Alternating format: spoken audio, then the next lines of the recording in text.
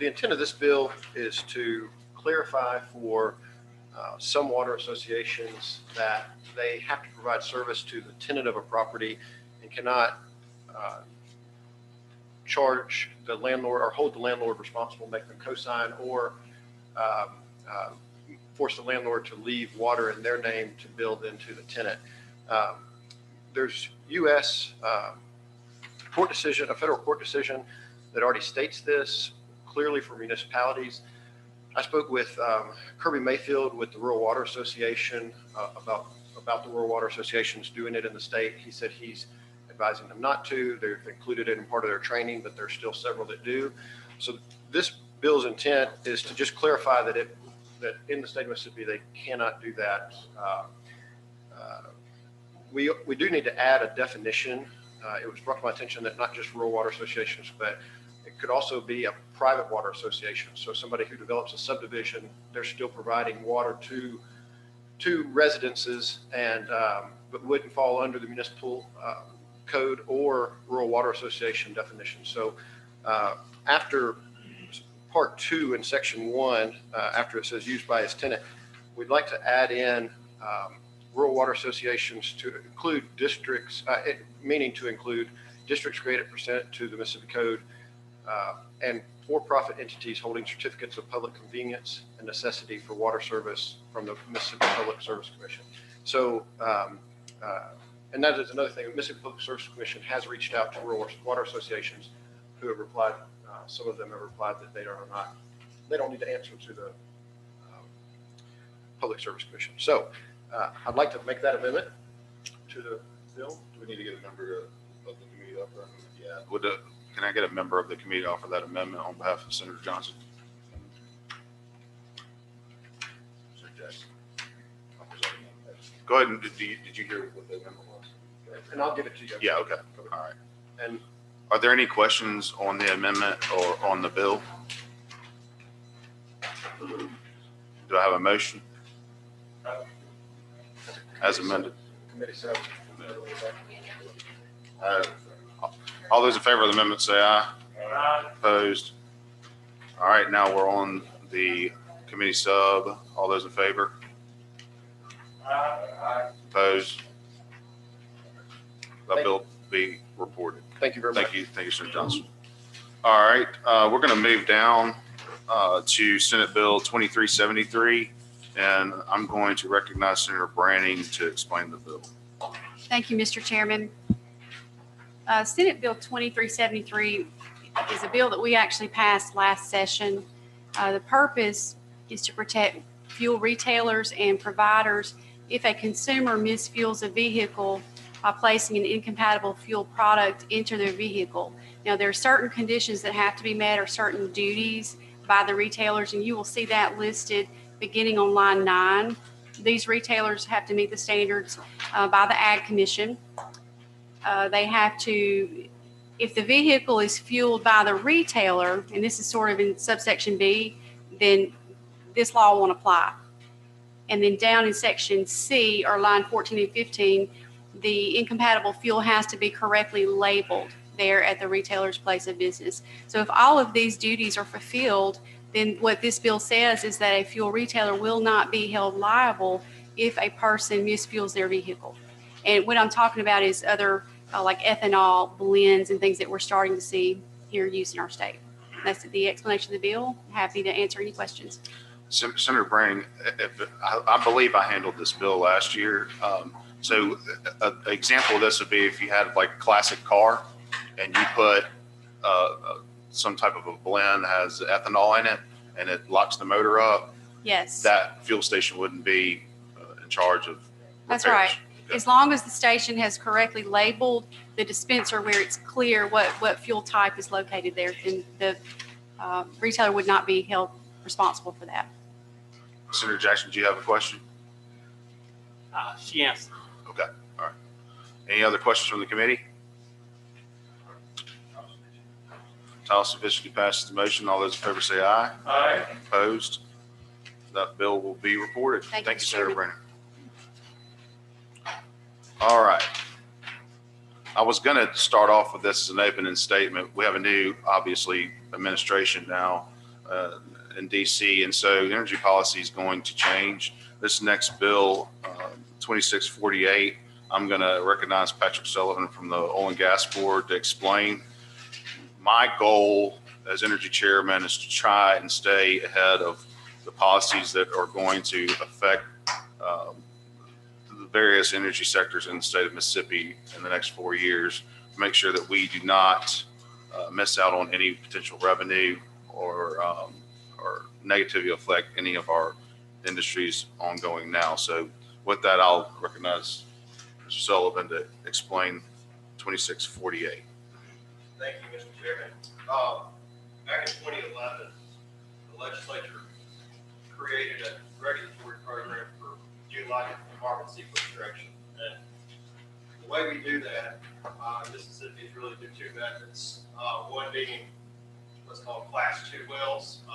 You may recognize those as the enhanced oil recovery business, where we inject carbon dioxide into previously produced oil wells, repressurize formations, and to produce more oil. That's generated, that activity has generated a lot of economic activity in the state, a lot of revenue for the state. Really, that's accounted for about half of the oil production here in the last couple of decades here in Mississippi. The other, so that's a very prevalent type of activity here recently in Mississippi. The other type of way we would sequester CO2 is through what's called Class 6 wells. That's where carbon dioxide will be injected into geologic formations and left there. That's something that is not currently happening in Mississippi. It's really only just a few instances happening anywhere in the U.S. And so, what this bill does is simply take the legislation that was passed in 2011 and change the regulatory authority from DEQ, which is the way it was written in, to the Oil and Gas Board. And the reason for that is that the Oil and Gas Board is better suited for regulating this specific activity. It's most similar to Class 2 wells that I mentioned, and also similar to natural gas storage. Geologic formations is something that's been happening for decades here in Mississippi. So the reason this is important is that, as the chairman has said, is the process here is something to get what we're aiming for is to get primacy from EPA. We don't want EPA regulating these types of activities in Mississippi. And so for that to happen, we've got to get permission from EPA to be regulated here, just like we do with all the other environmental most other environmental regulations through DEQ or through the Oil and Gas Board. The Oil and Gas Board already has primacy over Class 2 wells, and so we want to get the process started. That process looks like it's a rule writing process where there'll be industry, who I represent, the Oil and Gas Board, of course, and then DEQ will be at the table. DEQ, as a practical matter, I think has to be at the table with us. We value their input, and they'll help us with the process working with EPA. We expect that to take, it could take years. And so we want to go ahead and get the process started. As the chairman said, this is not an immediate thing that we think will happen. It could be driven by federal policy. It could be driven by corporate policy in the U.S. We just don't know exactly what it's going to look like, but we can see it out there on the horizon. We can see an opportunity out there. Mississippi is very unique in that there's only two places in the country that have a carbon dioxide pipeline network. And, one of them is out in West Texas and New Mexico, and the other one is here in Mississippi because it's based off of naturally geologic CO2. And so we've always felt like there was an opportunity at some point to leverage that into economic activity in Mississippi. And this is really just asking for us to start that process and putting all the bill does is what we think put the regulatory authority in the right place. If you have to answer any questions. Senator Younger. Where all does that pipeline go in Mississippi? So the history on that is it was developed back in the 80s. There's a really nice success story for legislation that was written that enabled all that back in the 80s. The legislature laid out clear intent of what what they were trying to encourage in developing a CO2 pipeline network. And the original plans were for it to originate in Mississippi, you head south, and then out of the state from there. So the network now, here 30 years later, is there's lines that go into southeast Mississippi, or there's lines that go south down to the Brookhaven area. Then there's lines that cross over up into Tinsley and Yazoo County that cross over the river in Louisiana. Do you have questions, Senator Jackson? Yes, sir. You recognize? You say the, I guess the oil and gas board will be a regulatory of these, oil wells. And would GEQ have the authority, any authority would just be an oversight? Well, so they'll have a seat at the table in the rule writing process. And there's a lot of value to that, because I think they can help us in the negotiation process, if you will, or communications with EPA, as we try to gain privacy. But I think we've talked to DEQ about this, and they've been in the loop on this. We've got to be careful because whatever this looks like, these are going to be, if they develop, be very expensive projects. And so, there may be analysts on Wall Street that are looking at financing these types of deals down the road, and we've got to be careful that we create a very clear regulatory scheme where we don't have something that appears to be regulated by two different agencies. And so it's important to have DEQ's input in the rule writing process. But the regulatory authority should lie in the oil and gas board. Thank you. Senator Hill? Might be a silly question, but we just got an earthquake last week in College, I think it's 22. Is that very consideration on the project of what eventually they will be able to do, have to do at some point with partnership integration of the group? Well, there's a lot of considerations. We've been injecting carbon dioxide in the city for 20 years. Well, yeah, it's true. It actually, in most of the areas where those production projects are taking place, there's good that's happening in the Yazoo County area, and then get down into the Heidelberg area and some projects sprinkled out through there. But we've got, that's one of the reasons we're making this request is we've got a long history of success regulating class 2 wells through the oil and gas board. So we want to try to imitate that for this and get ready for what may come, what we expect is going to come in some form. Any other questions from the committee? A motion? Title sufficient to pass the motion. All those in favor say aye. Aye. Opposed? Thank you, Mr. Sullivan. All right, we are going to go to Senate Bill 2018. Let's see here. It's a little one pager, and what we're doing is we're extending the repeal date on the deposit of fees in the state general fund in regards to the Mississippi Telephone Solicitation Act. And that is all this bill does. And if there are any questions, I will try to answer them. Otherwise, I will entertain a motion. Title sufficient to pass. All those in favor say aye. Aye. Opposed? Motion carries. All right.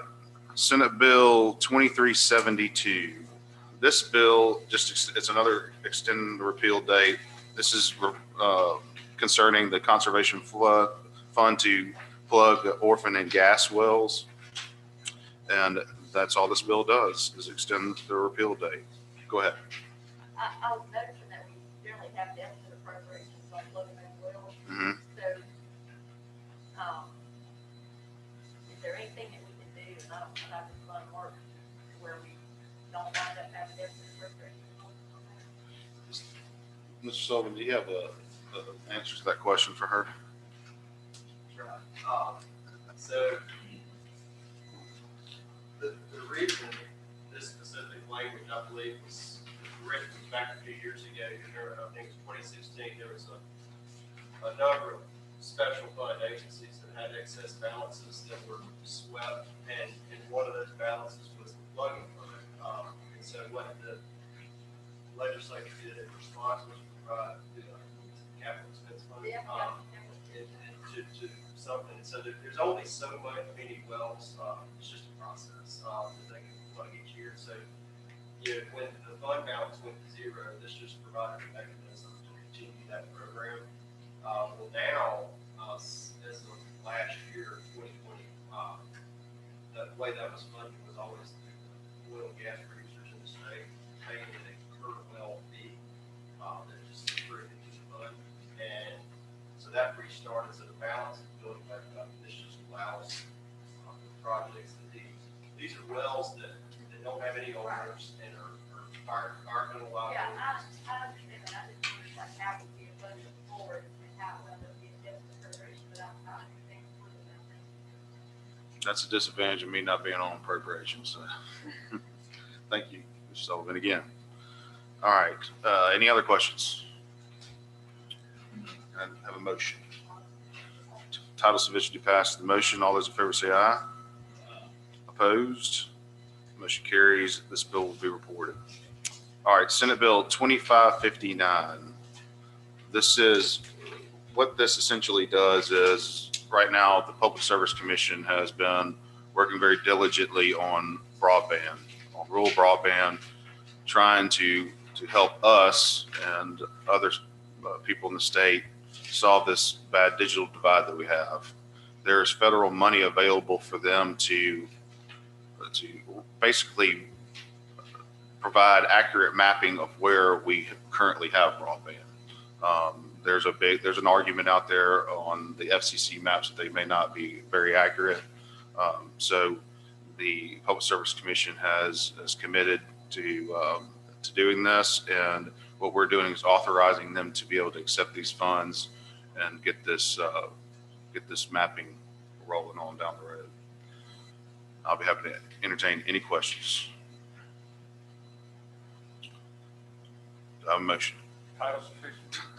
Title sufficient to pass the motion. All those in favor say aye. Aye. Opposed? Motion carries. All right. Senate Bill 2649. I think this is probably going to be the most bills that energy ever takes up in the next 3 years. This is another extending repeal date on energy efficient equipment or service contracts. It extends it to 2024, I believe. All right, 2025. And I will answer any questions.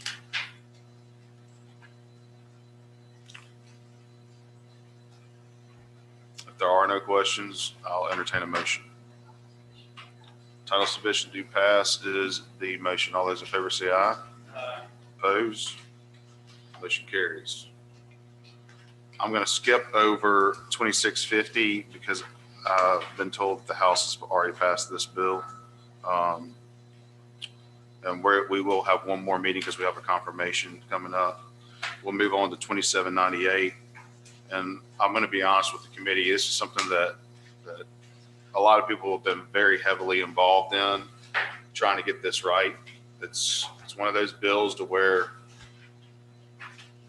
you've got friends on both sides, and it's a tough piece of legislation. But at the end of the day, the committee has to do what's right for the people that sent us up here.